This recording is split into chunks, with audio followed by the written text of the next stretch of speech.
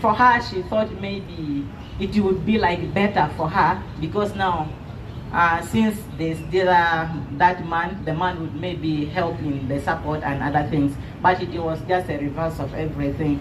So this man said, no, yes, I am in love with you, but now I don't want your children. So imagine we are young, and where could we go? So things started becoming very hard for me and my sister. But now there's nowhere we could go, because knowing that I don't have another relative, even if there is home, we were not taken home, and we were not welcome home. So it was really very, very hard.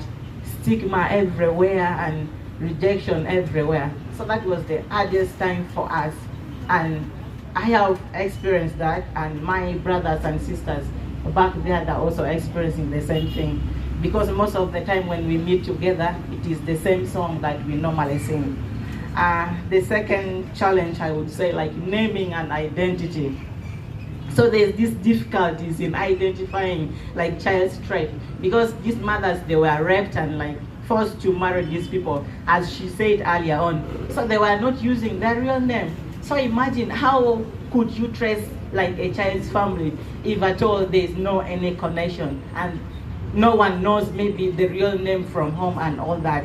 So this really became a challenge for us as the children to trace, maybe to know our tribes and like the ancestors and all that. So due to that, and it brought in the issue of like naming. So these mothers, because now the issue of they named us according to the event that maybe they have experienced. Like in Achole, if they say Kumaket, maybe they'll give a name like Kumaket and Kidega, reflecting to themselves that they actually people ate them, and maybe because of the situation and they are unlucky and all that, which is not really right, because there's a saying we say like our names also sometimes follow us, which is really bad, and this is what we are experiencing as youth and children. And another thing is, if you don't know now your father's clan, your father's tribe, where will you go as a child? And assume that